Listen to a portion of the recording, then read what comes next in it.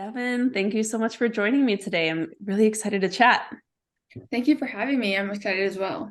Awesome. Okay, let's get to it. So, for those who haven't met you yet, can you share just a little bit about your story and kind of how you came to the Market Authority Academy as a newer agent? Yeah, sure. So, I'm a realtor here in Southern California, born and raised. People who either I meet out of state or are just kind of fed up with Southern California and tell me and my boyfriend, like, oh, California is too expensive. It's this and that. Like, I love being here. We are so grateful to be here. You have the mountains, the snow, the surf all in one day. And granted, the real estate is really nice. But a little bit about my story. I grew up here, like I said, but my family's been in real estate. But, real estate's not one of those professions they teach you in school. It's usually doctor, lawyer, or something like that. And so I was like, you know what? I'm going to do something totally non-traditional according to my family, which was anything other than real estate. But then going through the motions, going through high school and college, I was just like, this fire, this passion that I'm feeling, it's not there. And so I was like, maybe there's a reason my family was in real estate all this time. So I actually was an accountant at a real estate investment firm, and that kind of sparked that passion for all things real estate. But then I realized, the 9 to 5 wasn't really my gig. So I wanted to have a little bit more autonomy, have a little bit control of my time, and kind of have something new every day. Because I don't know about others who know about accounting, but it's pretty much the same thing every day. And Mhm. so I decided to quit what I like to call my big girl job and got my real estate license. And then I was at a brokerage out in Orange County, which, if people aren't familiar with Southern California, Orange County is a whole different real estate beast. So I'm very grateful to have my time out there. The price points are higher, but the competition is very fierce. And so I was able to kind of detach myself from the price ranges and really focus more on the service part. Not that where I'm at now in the Inland Empire isn't like that, but it's a lot more desensitized, I should say. So I just switched brokerages actually now that I'm on a team, which, like I was telling you before, I needed that guidance. I needed that leadership, that mentorship, because as a new agent, whatever you think you're going to learn in those courses, you're not going to use it. You really aren't. You need to figure out how, one, to be an honest salesperson, but also you're now running a business. So you wear so many hats. And so that was one of the main things I was looking for in a mentorship. So when I found Market Authority Academy and I just happened to fall upon it on YouTube, but your values really aligned with me, where your focus is, the service and the people, not the commission checks. And that was something I wanted to be different where I'm at. And, if you are passionate and you help people, I believe the money will follow. And I Mhm. do believe that there's enough business and real estate for everybody. But the traditional coaches that most people are, like, they focus more on the numbers and the calls and stuff like that. But I wanted to build a business where I'm attracting, lifelong clients that turn into friends, and I go to like their weddings or their baby showers. My client that I should say my first client last year, they just invited me to their birthday party, and it was so fun. We were there forever. Maybe had a little bit too much to drink, but it was just that relationship is what I wanted in my business. And so, being with MMA, I know that I'm doing all the right things. And I'm also learning how to be a businesswoman, not just a salesperson, which I think is, kind of the most crucial part, in my opinion.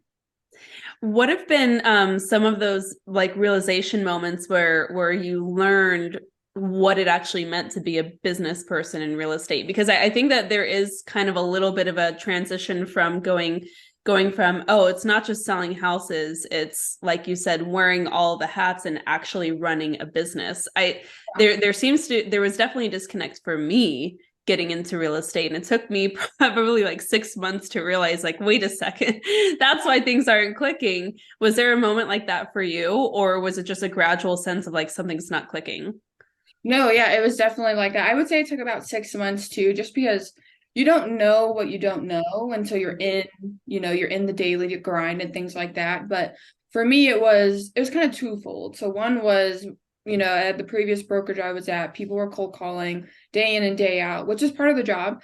But I would constantly hear, okay, call me when you're ready. I'll be here when you're ready. And it was just more so of a waiting game and kind of not providing any value or any service in that moment, I should say. But then the other part was, let's say that, after doing 100 cold calls a day, you actually get somebody. Well, what now? You're so focused on the prospecting and the sales part of it. You have to have smooth processes and really great experiences to, one, maintain that person, that relationship, but possibly get referrals from them and care about their loved ones as well. So it was more so like, okay, how do I have all these systems in place? That way I don't have to recreate the wheel every time I get a new client, but also generate and attract new business. So it was kind of, again, another reason why I absolutely love MAA, because it was, you can't have one without the other. If you're just focused on prospecting, but you don't have those systems or that way to build a relationship, then you're just chasing leads after leads, and you're, basically a 9-to-5er just waiting for your next paycheck.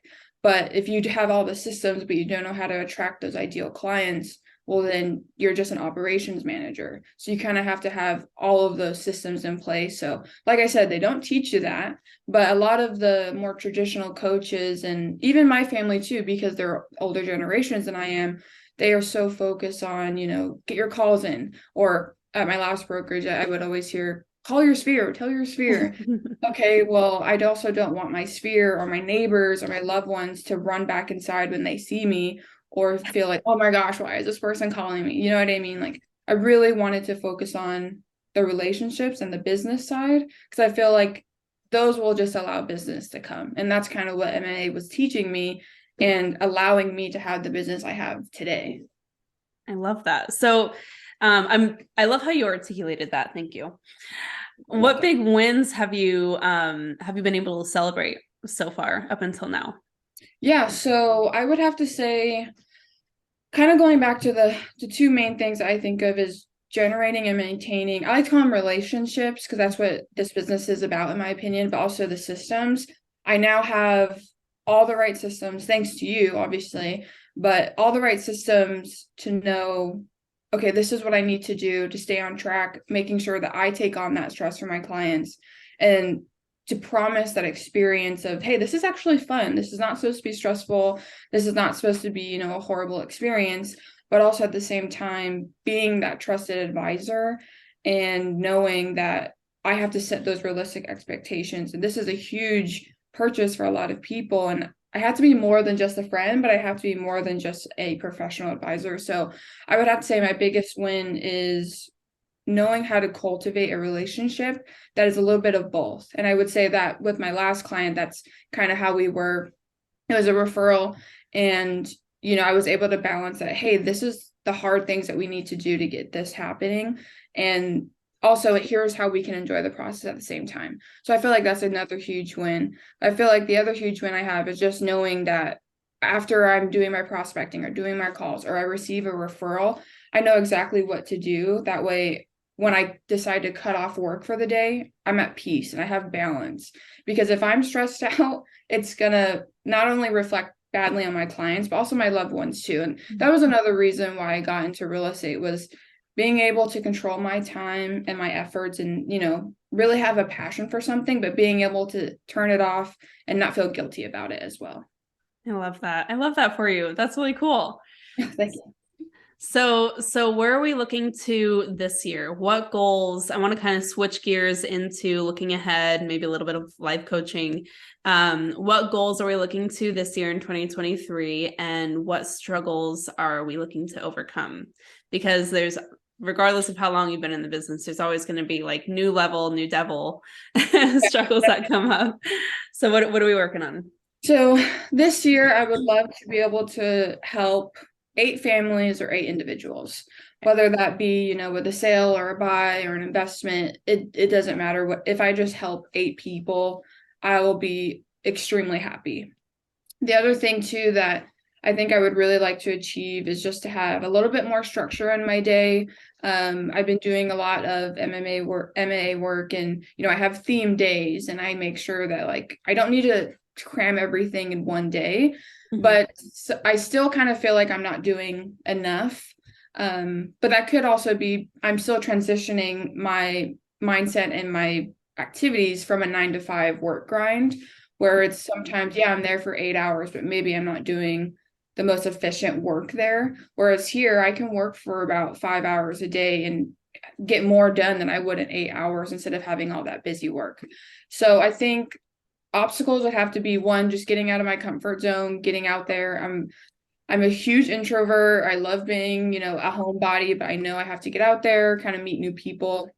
But also kind of getting over the imposter syndrome as a young woman, especially in Southern California with the competition. I always either hear, which is surprising, but I still hear, oh, I would prefer a man to sell my home. Or you know what, you're a You little, really? oh yeah. I don't know why that's surprising to me, but I guess I don't hear it to my face as often. Yeah. Well, it's usually the ones that, are over the phone, so they have a little Right. bit more comfortability with that. But Yeah. I also really hear like, oh, you're too young, which, I don't think I am, but it is what it is, especially with the older generation. Like I totally understand that there's, a fear that I can't do what most super experienced agents do, but I do know that I need to work on my mindset and my imposter syndrome and know that, hey, I deserve to sit at this table. I deserve to give him the chance. And given the chance, I'll prove you wrong in a great way. But I think it's more so doing that internal work every day to be like, hey, it's okay. You're learning. This is a totally new realm for you. And you're your own boss, which has never happened before. So I think me is just kind of having some tough love and self-reflection. And even if that means on a daily basis, just to get myself in check, but I think that would be my biggest obstacle this year, because if I can get past that mental block, I know that everything else will fall into place. Yeah, I want to talk about that a little bit because and Devin, this is so common, right? And we were kind of talking about this off air, quote unquote, off air before we started recording. Um the mindset challenge is one that all business owners struggle with. And one thing that I had to learn was that your business will never outgrow you, right? So within, so without, whatever things you're struggling with inside, your business will never be able to surpass that cap, right? A Yeah. lot of that has to do with mindset. A lot of it has to do with limiting beliefs. Where you are at in business is a really common place for this to come up because you're still newer and there's still a lot of the unknowns and still a lot of firsts, right? Which is totally understandable. And the mindset challenges over time will kind of in a way start to take care of themselves just through experience. Yeah. So there is a level of what you're kind of doing where you're talking yourself through it. You're accepting that right now is going to be a period of discomfort, but it's temporary. But there are still going to be times where that will crop up because it still does for me. And I've been in the business almost a decade. That's so like that's honestly so nice to hear too, because I think a lot of new agents, like especially myself, like because I've seen my uncle who's a broker, his confidence could be and stuff like that. But sometimes I have to remember, the market changes, your life changes, and there's never going to be a moment where you're going to experience something new and not freak out about it a little bit. Right. But I think you're right. I think it's just understanding, like, just keep doing it and keep going through that pattern of just working towards your goal. The other thing too that I have it written down actually on my whiteboard here, it's choose your hard. So before, Mhm. I would hate getting up at, X amount of time and being somewhere where someone told me to be and having to drive home every day in traffic and then feeling defeated. Well, that was hard too. But right now when I'm in, real estate mode and I'm my own boss and I have to go out and talk to strangers and kind of sell myself and sell my ability to sell or buy something with them, that's hard too. But it's also which was better, which is gonna, fuel my fire and also fuel my goals. Not that a 9 to 5 wouldn't, but I love what I do every day, and that I think helps a lot. But yeah, I agree. There's still going to be some moments of self-doubt, but I feel like if you don't have a little bit of self-doubt, then you won't have the will or the power to power through it. And then that's even more rewarding too, knowing like, oh, I doubted myself for that. Like, I totally can do this. But of Mhm. course, it's a work in progress. It's always a work in progress. And it's funny because every year that passes, I look back and I think I cannot believe how much I grew this year. Yeah. Like And every year you're like, all right, I got this, I got this. And then every year something new comes up and you're like, whoa, okay, I had to learn new things. But I think that to me is the most gratifying part of being a business owner is being able to experience that growth firsthand. Yeah. It's extremely rewarding once you're on the other side. It sucks when you're going through the messy middle. Yeah. Um, when you are feeling anxious or when you're feeling self-doubt, a lot of times what I like to remind myself, just like you do, is choose your hard. What that is a trigger to remind yourself to take action, right? Yeah. So the easiest way to overcome fear is just by taking action, even if it's just like a tiny next step. When you feel like your mindset is wavering a little bit, or when you feel those triggers of self-doubt, what specific situations are cropping up for you? I would have to say it's more so, you know, the prospecting part or like going out and putting myself out there, whether it's open houses or I'm calling leads from the website, stuff like that.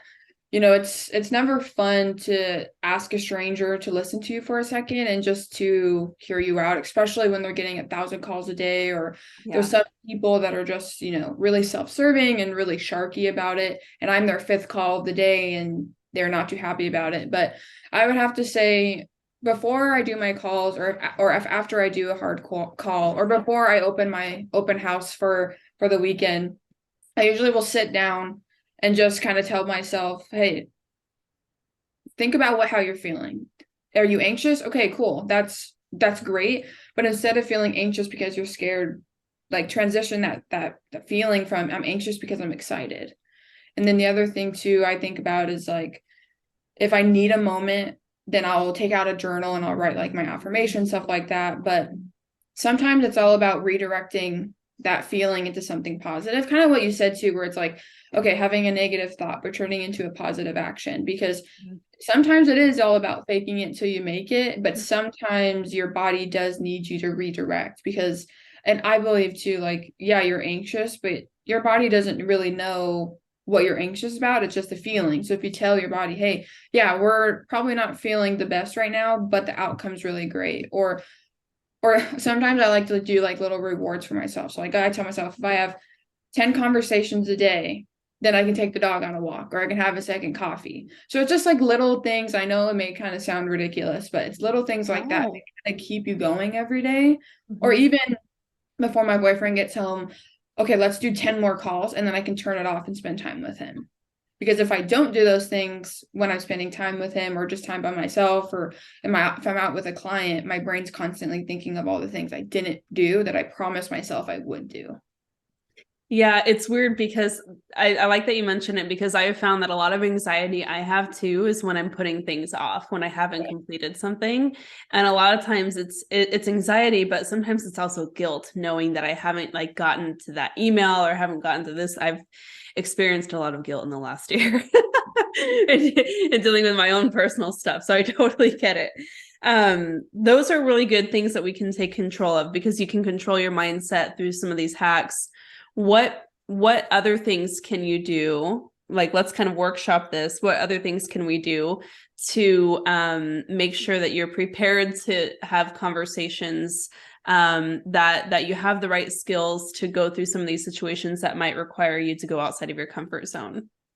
Okay. I think for me, like if, for example, if it's an open house is one, making sure I do my homework. I know everything about the house and neighborhood, things like that. That way, if someone does come to me and ask a question, I can answer it confidently.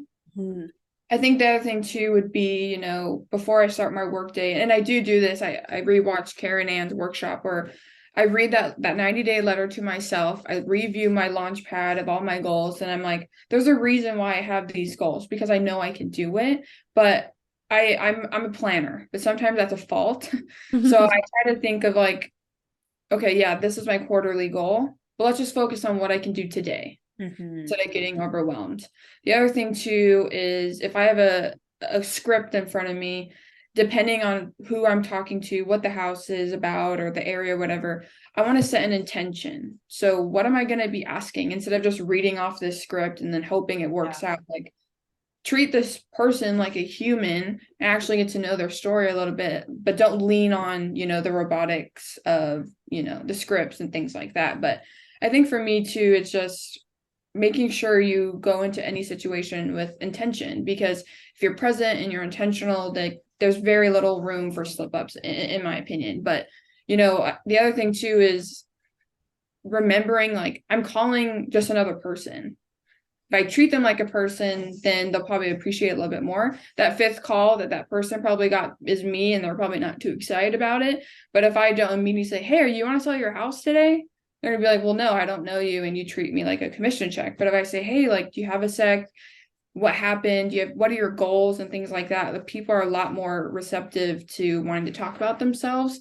And I think that's the thing too about just remembering the field we're in is if you focus on the people, that's what really matters. It's not really the house or the land or the investment. It's the people and their goals. So I think it's really, really important to refocus that every day, because it's so easy, and this, in our industry, to get caught up in the money and the status, and everyone wants to be a top performer, and everyone wants to be on, well, and I should say in California we have selling sunset, selling OC, so it's these expectations of luxury and all that stuff, but it's not about that. It's about the people. And then if you help people, the money will follow. But if you do it in reverse, it's not really sustainable, in my opinion. I couldn't agree more. I love that. You have everything you need, Devin. You're so you're so intuitive about the process, and you've taken the time to really think beyond the just the initial fears and uncertainty of this business. And I think that is like, that's a superpower. Truly that is, because a lot of people can't think beyond that initial wall of what if I fail, or what if I can't, what if I can't do it? And I really want to acknowledge you for that, because you've taken the time to learn skills to like regulate your nervous system and deregulate from that like high point of fear, and be able to kind of like walk yourself through these different steps. And that's going to serve you no matter what line of work you're in 20, 30 years from now, which is super cool. So pat on the back for that. That's something that I've always seen, but hearing you really articulate that is really inspiring. Thank you. That actually like really, I like, even though I'm saying this to you, it really helps to hear you kind of mirror that back to me, because, I don't know actually if I told you, but we're buying our first house. And so instead of me like, okay, now we have actual bills, actual mortgages, like I have to hurry up and do it. Like, no, like I know I want to make this work, and I know this is what I want to do as my career, but instead of forcing it, I have to nurture it just like I would a relationship. My relationship with my business is the same in terms of my relationship with you or my boyfriend or a client.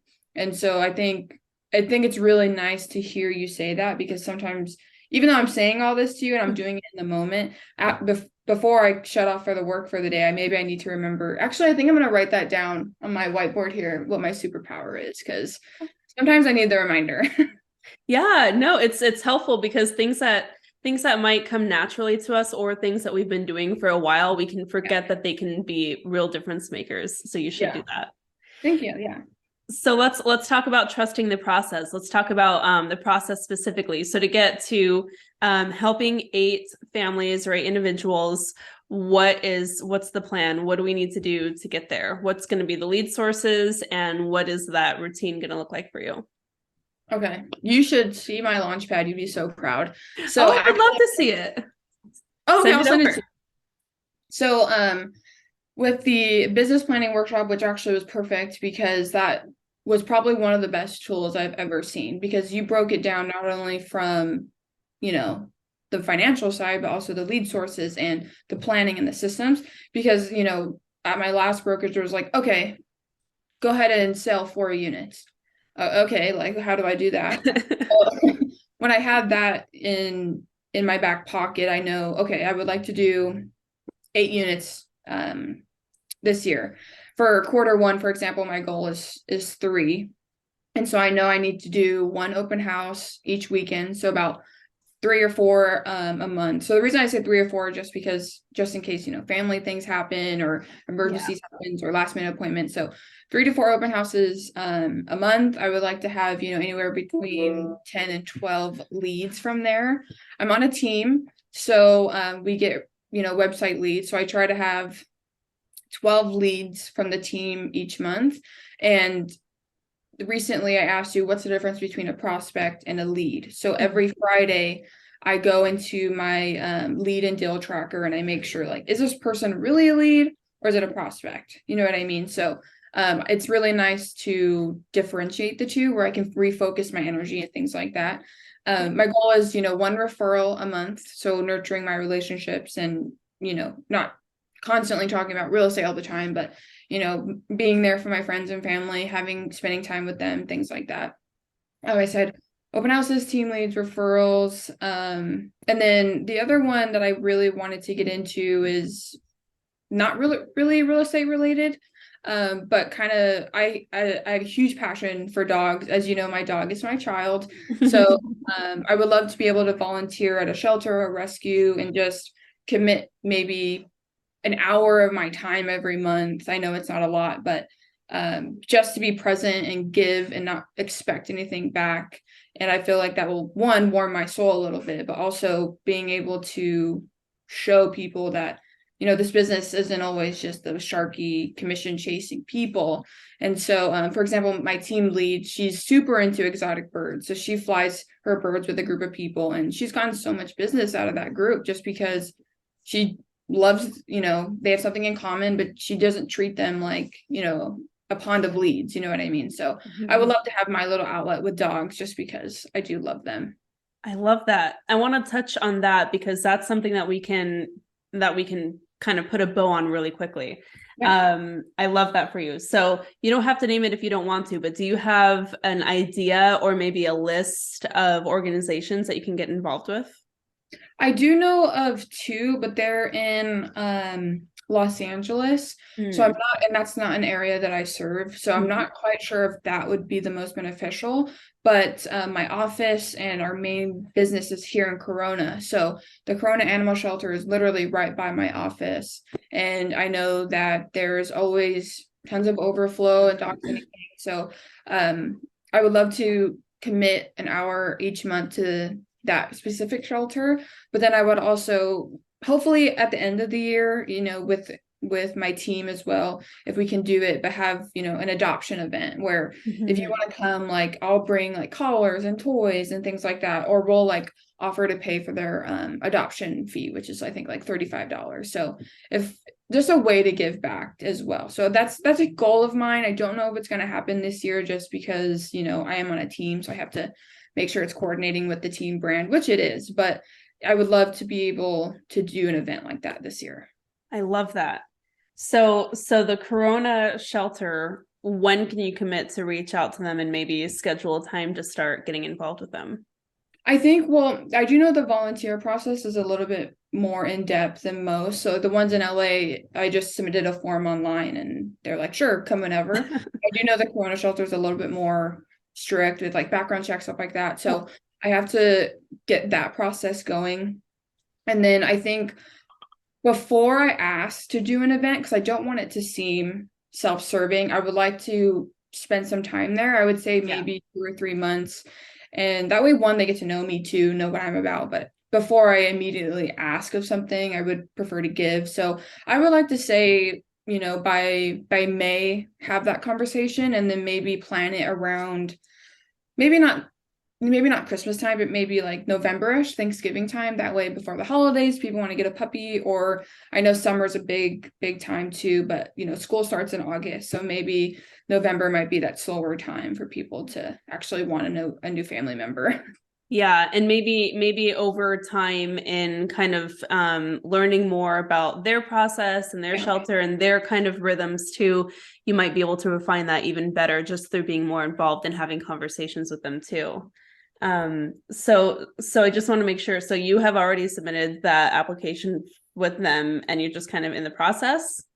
Yeah, just waiting on like fingerprints, background checks, stuff like that. Okay, cool. So then starting hopefully in like March or April, you'll be able to start putting it on the calendar of when you're going to be going, and that is going to be a part of your routine. Yeah, I would probably say, of course, depending on their schedule, I would like to do it on Fridays because those are my CEO days, thanks to again MA. But after I'm done, with my tracking and metrics and things like that, I would like to shut off work for a little bit after I've done what I need to do, and then go commit my time to being most present with the animals at the shelter or in the staff too. That's the other thing is that the ones in LA, it's usually like walking or playtime, but I think here I would like to be a little bit more involved where it's like, if you need me to clean the kennels out or you need me to go grab more dog food or something like that, or if you have or residents, I'd like to say, that are there for a lot longer, let me take them out for a little bit because there are some animals that are there for years upon years. I know. So If I could take them all, I would. I Especially know. my new house. There's a big yard, but my boyfriend had made it very clear that no random dog should be coming to the house. Well, you can still have a positive impact, right? Just in being there, which is great. So that makes a good start. I think a lot of times we have these ideas, but then they feel like such a big idea that it's hard to take that first step. And it sounds like you're already well on your way. So that's awesome. That's what I wanted to check. And then over time, if you, not that you've brought this up, but I would suggest, if you feel compelled to share a little bit of that journey on social media, absolutely, that definitely fits. I would say that you could reach out to when the time is right, either check out or reach out to the Gilligans in Austin, Texas. I Yeah. love how they've integrated that in their brand. Yeah. That's the goal. Like not to, totally copy someone, but a lot of people here in Southern California, they love their animals because they're able to take them outside and stuff. And, there is a lot more stray, I should say animals, but mostly dogs here just because of the weather and things like that. But yeah, I do love how they have embodied their dog as part of their whole story. And, who doesn't love a dog? Like, come on. It's inspiring for sure. I love it. So, okay, perfect. So we feel good there. With the other kind of pillars that I'm seeing, we have one open house a week, which I think is awesome. Do you feel like you're pretty good there? Or is there any work that you want to do in that arena? Yeah, for open houses, I kind of struggle with getting that conversation flowing just because most people who come into open houses are a little standoffish. I had one family that literally ran through the house and immediately ran out because they didn't want to speak to me, which is fine. I get it. But it's really hard for me to, one, I try to create a welcoming environment. Like this, you're walking into a stranger's house that is not my house, and you probably don't want to talk to a salesperson because of the bad rap that we get. So for me, it's, I always try to think of building a relationship. I don't want to be, immediately, oh, when are you guys looking to buy? I want to find some common ground and add value before I ask something of somebody. So I think that's where I struggle, where it's like, how do I even start this conversation with a stranger in a strange house, knowing that they're already standoffish? Yeah, so some people are going to have such a wall up where it almost doesn't even make sense to try. and that doesn't mean we don't completely try, but just knowing when to kind of like quote unquote cut your losses, right? If someone's going to treat you that way and act like you're not even there and completely take advantage of an open house and enter in someone's home, like that person that you just mentioned, like that is a level of entitlement that I don't think I even want to deal with in a client, right? So that's someone that I'd be like, deuces, like be on your way, please. If someone's walking in and maybe they're a little shy or they're like not really sure how to approach you, they're just there to see the house. A lot of times, like the easiest way for me just to start up a conversation is, hey guys, what's going on? What are you guys up to today? If I see them with the coffee, like a lot of times people will like go and get a coffee, or they'll get a coffee on their way back from breakfast before stopping at an open house. That's just been my experience. If I know the place, I'll mention, oh my gosh, you guys went to press. That's sweet. What'd you get? What's your go-to coffee, or something like that. if it's a place that I don't recognize, oh, what do you have? Where did you guys go? I haven't heard of this place. Tell me about it. And I would just kind of start there, something small. But just kind of get a sense of like what's the vibe today? What are we doing? What's the energy? And if Okay. it seems like they're there on a mission, that's a little bit more of an entrance where I can say, well, it sounds like you guys are here like with a purpose. Have you been looking at homes in the area? If they're there just saying, oh, we're just looking, we're just browsing around, I would say, okay, cool. Take a spin. Do you want a tour? Do you want to kind of lead it yourself? Okay, cool. Go check out the house. Meet up with me here for any questions once you're done. And then I'll just kind of take it from there. Does that make Okay, sense? I like that. Yeah. And I just realized that I actually did something similar at my last open house. I have a full sleeve of tattoos. My whole family has tattoos, so I have a love for them. And this woman came in with a full sleeve of American traditional. I was like, oh my gosh, that's so beautiful. I don't have, the guts to do a full color sleeve like that. And we were just talking, but then I was like, dang, how do I transition this? But now I'm thinking, okay, maybe I don't really need to transition yet. Give it Yeah. time. Let them go. And so that's the other thing too, where it's like, do I tour them? Do I not tour them? So one thing I've been doing is just touring the immediate areas around us, like let's for example, the kitchen, the living room, maybe the first bedroom on the ground. I'm like, you guys have to check out the backyard. I'll give you guys a sec. So Yeah. I think too, I'm thinking too robotic about it, too strategic about it. I need to just kind of, I mean, of course, have a plan, have a purpose, but need to let them come in, and because they're probably nervous too. They probably know like, oh great, I'm going to talk to some realtor today. I Mhm. think just like breaking the ice a bit. So I love that idea. I think I'm going to try that in my next one. Yeah, I think a lot of times we assume that we have to like micromanage every interaction, whereas we can just trust that they'll let us know when they need us a little bit. Yeah, And then open the door a little bit so that when they're ready, they can kind of walk through, so to speak. That's really helpful too. I love that. Thank you. Yeah. I think that's Um, because I've had some personal things going on, so I haven't been able to have an open house in like 2 weeks. But at the same time, I know I'm also like, oh, I'm kind of relieved because it gives me so much anxiety. But now that I have more of like I don't like to call it a game plan, but more of like a purpose when I go into open houses, I feel like I'll be a lot more confident in my conversations. Yeah, and have the mindset of I'm not here to just get leads, right? Like you Right. are. Um but have the mindset too where it's like I need to have conversations with people.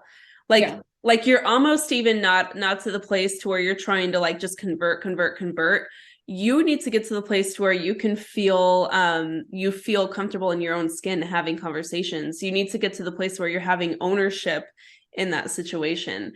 Yeah. And I know that sounds like really kind of foo-foo coaching sometimes where it's like this is very soft because I'm not out here saying like you got to get your lead, you got to get the registration, you got to make your calls. Like that's never been my approach. Yeah. That's not going to be helpful if you are not showing up with full ownership in that situation. And what I would hate is for like someone listening to this thinking like, oh well, I don't even want to try doing an open house because I just don't even feel comfortable in that situation. So I won't be able to generate leads.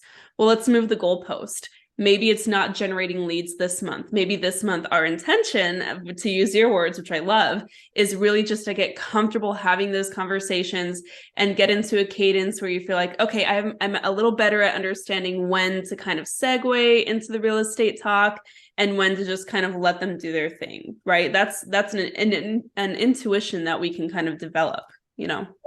No, I love that. And I think I'm going to take that mindset into the calls I make too. Yeah. Instead of saying like, okay, let's try to convert this lead today. Okay, let's try to just have 10 conversations with people today. Yeah. Okay? And I know that's a big goal that you promoted in MAA about 10 conversations a day instead of, and I like how you say that though. You're not like, oh, you need to call 10 leads today because that's, it just puts so much extra pressure, but also you kind of just seem like already just going into your show and like, well, this is gonna suck. But Right. instead, hey, just have 10 conversations today. Like even like on our database calls when we're just reconnecting with people. I did that yesterday and I decided to call my grandparents and let them know the good news. And we were on the phone for a long time, but I was grateful for that conversation because I know it's been a while. But that was my one conversation for the day. And it really helped me in my future calls because now I was in a great mood because I talked to my grandparents. But I think Yeah. that whole mindset about just switching it from you have to get these leads and convert them today to just have conversations, talk to people. Yeah. So, and that's the other thing too. Once a week, or maybe not once a week now because we have a mortgage, but a few times a month, I like to go out to a coffee shop and sit there and maybe like pay for someone's coffee and start a conversation, Mhm. or just sit next to someone if I hear their music playing. Hey, what song is that? I really like it, and not to be probing and try to get a conversation like that, but like you said, just to practice being a human and talking to other people and having conversations. So I think I'm gonna take that mindset into everything else I do too. So thank you. Yeah, absolutely. And I would not knock on the coffee shops, right? Like that's a good thing to do. Bryce and I were able to get a lot of business from people in the service industry Oh, in our early years because we just we would do the thing where we'd be working all day, we'd stop for a little happy hour, we'd frequent the same places, and then naturally those relationships kind of move into like service yeah, based work, right? So you can always find ways to help people, but you have to have the conversation first. You have to develop that trust, and I think that makes a lot of sense. yeah, I think so too. I think it takes a lot of the pressure off too. Yeah. Just try to go out there and help somebody today, and if it leads to something, great. If not, you still help someone. Yeah. What you're describing is something that I've been thinking a lot about lately, where in real estate, there's a lot of this push energy, Yeah, right? Where you're like pushing, pushing, pushing, you're trying to force something to happen, you're trying to force something to click. Whereas one thing that I've always tried to do is just have pull energy, which is yeah, like the attraction-based business, where you kind of turn it around, you just stay open to what people need, right? yeah, And I feel like that's kind of what we're talking about here, where we're looking to get away from like the clawing after every lead and every opportunity and that scarcity mindset, and instead just pull in the people who need us just through our daily interactions. We can still attach metrics to that. We can still be very processed in the way that we go through that. We can still have systems and be very structured in hitting those goals, but it's a different kind of energy and it's a different approach. And right. I think kind of like what we're saying is it's a lot more fun while you're at it. And it's also a lot more, like fulfilling because when you just said the push versus pull, I totally get what you're saying. The past couple of days, like I feel it in my body, I'm tense because I do feel like I'm chasing a little bit instead of attracting. And then, sometimes it is just a switch in your head and sometimes it takes a little bit longer. But yeah, I totally noticed that difference of, okay, I'm pushing this person or I'm pushing this event or I'm pushing this conversation versus just like relaxing, taking a moment and letting it kind of go back and forth a little bit because I totally notice after the fact when I'm having those moments, but I need to have a little bit more intention and be present and notice like, hold on a second, maybe go about this a little bit differently. What energy are you trying to put in this situation? So I love that you said that because I feel it. I just didn't have a word for it. I love that. Awesome. Okay, so with the time that I feel like we've done some good stuff so far. I hope that you're feeling good too. Yeah, With oh the my time, gosh. okay, great. With the time that we have left, how else can I help you today? How can I make sure that this was a really good 40-minute conversation for you so far? Yeah, so I would say you really helped me today with that was the one thing I wanted to ask you was like mindset and stuff like that. You definitely helped me get out of my comfort zone in terms of like the volunteer thing, thinking like, oh yeah, I'll get to it, but knowing that I was fearful of it, I probably was gonna push it off. But I think for me, it's also I would say social media. Okay. Social media, I can be consistent and I have I planned out January and February, which Yeah. I love that I planned it out because I have everything ready to go. But for me, I still kind of feel it's mostly promotion, real estate. Hey, reach out to me, reach out to me. And I know you guys are really big about 80/20 personal and real estate. So I need, I guess, help on that balance. I'm not quite sure how to like, am I just showing my personal side or do I relate it to real estate somehow? I'm having trouble with that balance. Yeah. Let's talk about that. Tell me, walk me through a typical week right now for your posting schedule. So this week, I should say, so like on Saturday, I didn't have an open house. I unfortunately had a funeral, but then my boyfriend and I went to this really cool little donut shop, and it was super cute, super delicious. It was our first time, so I was like, you know what, this is a great opportunity for a post today. So I posted that, which it wasn't really real estate related. Now that I think about it, it was just promoting them and, hey, this place is really great. This is the donut we got. What are you gonna get? Sundays I don't really post unless it's on my stories, because that's like my day to reset. Today, or no, Monday, I posted about a conversation I had with a past client about renting versus buying. And one of the things that I wanted to emulate was, I'm not going to tell you how renting is so terrible and it's a great time to buy right now, because that's just a cookie cutter response in our industry. But I told them what we talked about was his exact situation. And if renting is okay right now, then there's nothing wrong with that. And so I wanted to relieve some pressure off of that, off Mhm. that topic, I should say. And at the end, I just said, hey, I hope this was helpful. I didn't say, hey, reach out to me, all this stuff. And so I try to balance, maybe like once a week, I do like, hey, was this helpful? Reach out to me if you have any questions, or hey, if you're ready for that next step, reach out to me. But I would say that on tomorrow, because I post Monday, Wednesday, Friday, tomorrow I'll go back to that renting versus buying theme, and I'll put like, hey, here's the pros and cons of renting, pros and cons of buying. What are your thoughts? But I have other things too, where like I would love to post my dog more, or post like my morning routine, which I have done, but I feel like it's so random when I do. Like, Mhm. oh, you were just talking about all this real estate stuff, now you want to post your morning routine? Like, that doesn't make sense. So I'm like, okay, instead of randomly inputting personal items in my calendar, how can I make it flow? Because I always see your Instagram and your stories and your posts align, and it's very authentically personal, but then it's like, oh, by the way, don't forget I'm still in real estate. But it's very, very tasteful. So for that situation when you were having a conversation about helping somebody go from renting to buying, Hmm. um, what would be like your highest and best goal for that person? Like if you were to wave a magic wand and grant all of his wishes, what is like, even beyond just purchasing a home, what is an ideal life for him?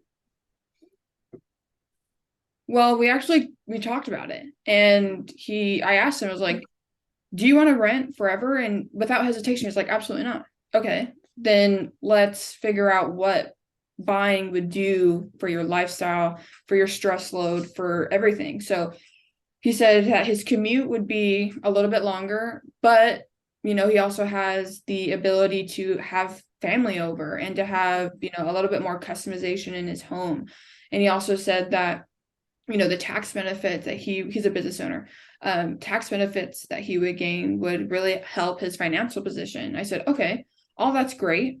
Right now in your life, with the business you have going on and any personal events going on, or any upcoming plans, do you think you have the mental capacity and the stress load to buy right now, right this second, starting the process today? He's like, honestly, no, I'm pretty stressed out about it just because of all the stuff in my business. I was like, okay, so you don't want to rent forever, but buying right now is going to stress you out and not have you enjoy the process. So I said, what about 6 months from now? How does that sound? He's like, yeah, I feel like I can, get my stuff together and save and plan better. He's like, maybe even 3 months, but I think I need time to sit in this feeling, plan out this goal, and then actually execute it. So I was like, okay, well, there's your answer. Let's just give you a 6 month plan. And then if you want to adjust it to 3 months, you can. That way, the exact amount of money you need to save. You kind of have some deadlines with, like, maybe I should get pre-approved here, or maybe I should start looking here, or maybe I should let my landlord know at this date so I can give myself some options. And he was just like, well, I didn't know I could do that. I'm like, what do you mean? He's like, I didn't know I could just like plan things out like this. And I was like, well, of course, like, you don't have to be ashamed for renting. And that's the thing too, where I try to be a little bit different, where it's like some people have to rent, or they like to rent.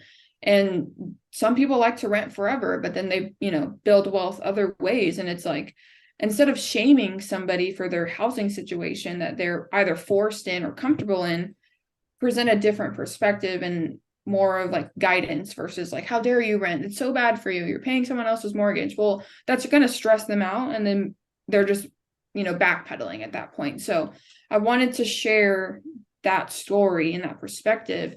And Karen Ann actually helped me with this months ago, where I don't need to share every little detail, because at that point I can just make a newsletter or a blog, but just share the key points too, because not everyone wants to read, my giant rant on Instagram every day.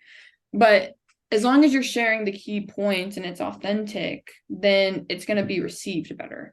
But at the same time, I didn't want to be like, are you renting? Do you want to create your plan? Because I feel like if they really connected with the story, they would be like, hey, do you think you can help me with this? Or, hey, I have a question about that. So I feel like instead of asking, that post like that feels good to me. And that is something that I have pride in posting. But I would like to show more of myself and my personality and my life too. So Yeah. I'm kind of struggling with that a little bit. So I'm going to break this down into different parts. So Okay. so what you just described in walking him through that process, that's your professional posting strategy.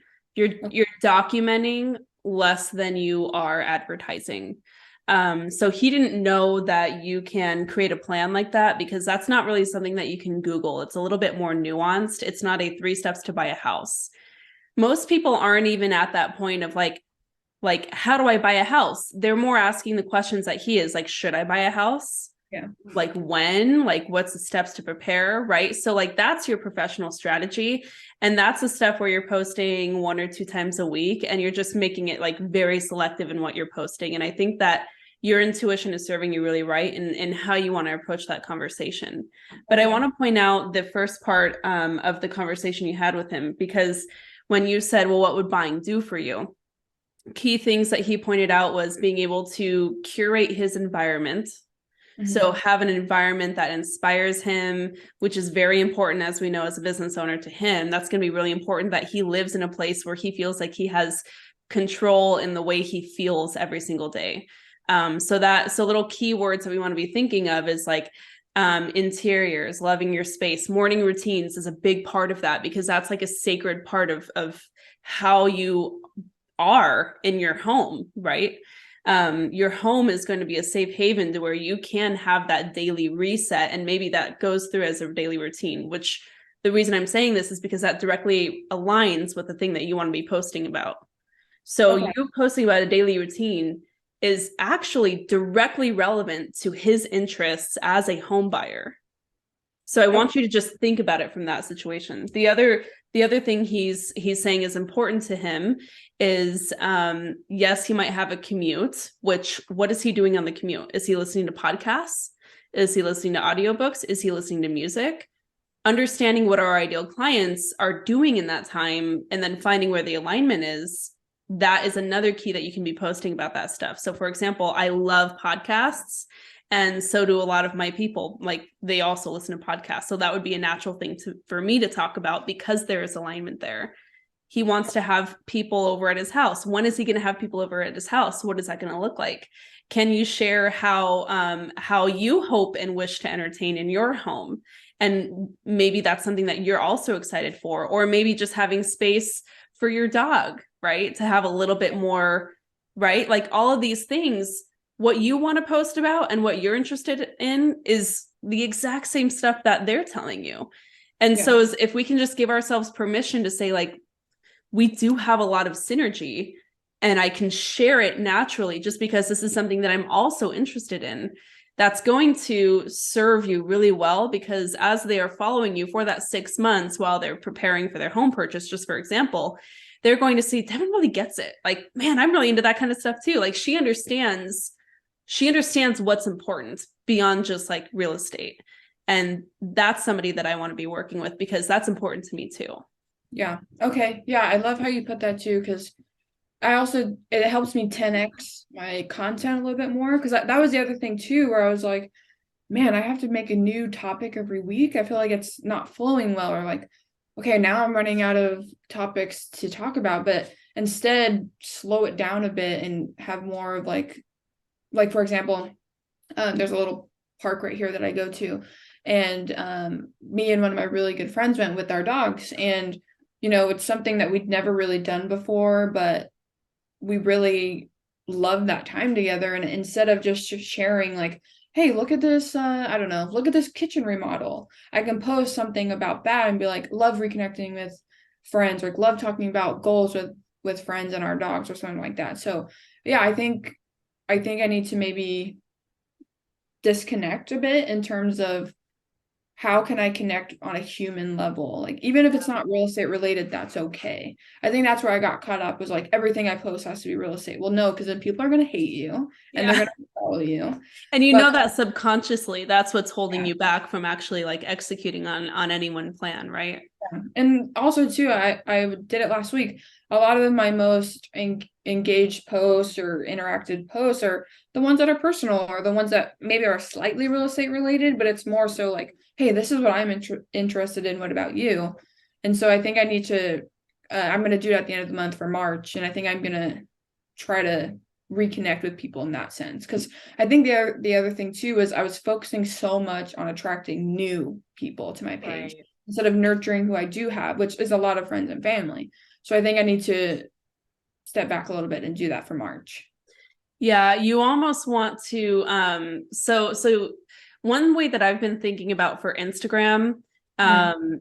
as they go through these changes is you almost want to treat your Instagram like it's a private Facebook group, right? Oh, So like imagining the people who follow you as people who are there for a specific interest. Yes, they want to buy and sell at some point. We understand that, but more so what you're doing is promoting the lifestyle with where you're yeah, at, which is so easy to do. I mean, like there's so many things that you can be sharing and celebrating with where you live. yeah, I'm a big fan of where you live. So understanding like, yes, people are there specifically because they do have the goal of buying and selling at some point, but that's going to be a long process. So what can we do to make sure that we're staying on the path and engaged until it's time to really make that move? Right. And then what happens when you do that with Facebook groups is over time, as it grows, Facebook is going to understand who all the members in that group are, how often they are engaging, and then what the posts are about. And then Facebook takes that information and it is going to suggest it to other people on Facebook who have the similar interests. So, and I know I'm probably dating myself here with all this talk about Facebook, but like if you've been on Facebook, Facebook a lot of times will say suggested groups, yeah, check this out. I think if you have that same mindset for Instagram, it kind of allows you to not worry so much about like reach and expand and instead it's like really helping frame your mind to know who it is you're actually talking to and how to meet them halfway. right. Okay. I think it also goes back to attracting, Yeah, like how Facebook will do that for you. Like, right. who's meant to be to find you and who has the same like-minded interests, and everything about ideal clients, they'll come to you because of how you present yourself and what you put out into the universe. And I think I need to just go back to that pull energy versus that Yeah. energy. Oh my gosh. Yeah. That's like a really interesting undercurrent for this whole conversation. Yeah, it really is, and I really needed it, so thank you so much. You're welcome. How do you feel? Do you feel like you know what your next steps are and what you need to keep on doing?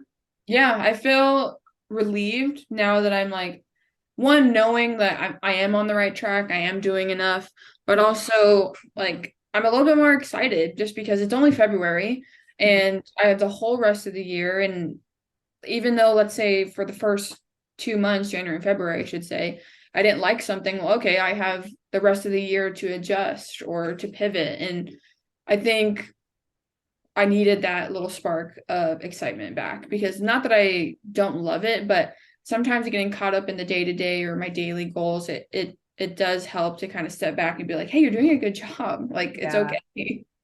I love that. And I will say that's also why we don't rely solely on motivation to keep us going, right? So a lot of times when we feel a lack of motivation or a lack of inspiration, we immediately think something's wrong or something's off and like we're doing the wrong thing. When really like we're just human and that energy is going to ebb and flow. And so that's why we always want to make sure to go back to the actions, which is why every time we were talking about this, I'm like, okay, what actions do we need to be looking at? And so just remember that, where do we need to like take take root and keep going through the steps and trusting the process that way. Definitely, yeah. And I will say, I think I'm going to add into my CEO days on Fridays a little reflection and maybe like a little reward system and kind of figure out, okay, what worked this week? Let's keep doing that. What maybe didn't work? Okay, how can I fix it? And then also just like forgiving myself. Hey, the week's over. You can't change it. Just do better, or, just believe in yourself a little bit more next week. So I think I'm going to add that in. I love that. Okay. I think you have everything you need. Yeah, I had so much fun with this conversation. Devin, thank I you so did much for too. joining me. Thank you for having me. Not only that, it was like my shoulders are now not as tense and I feel ready for the year. Awesome. Okay, so let's keep that energy going. For those who want to follow along on that journey and keep on rooting for you, where can they find you on social media? Yeah, so I'm mostly on Instagram and TikTok. I am on Facebook, but I honestly don't really know how to use it. So Instagram and TikTok are where I'm mostly at. On TikTok, I'm Homes with Dev. On Instagram, it's just Devin _Rangel. If you're looking for my brokerage, it's the Reliance Real Estate Services, but I'm on the Stevenson team. So if you search the Stevenson team in Corona, you'll find me there. But yeah, connect with me on Instagram and TikTok. I would love to see, a little bit snippet of people's lives, and maybe you can see a little snippet of mine. Full disclosure, if you're not a dog person, probably shouldn't follow me because but yeah, I mean, I'm ready to chat and get to know new people, so follow me on there. I love that. Thanks so much, Devin. Really enjoyed this conversation, and I'll have all those details in the show notes so that people connect with you. Perfect. Thank you so much, Stephanie. Thanks.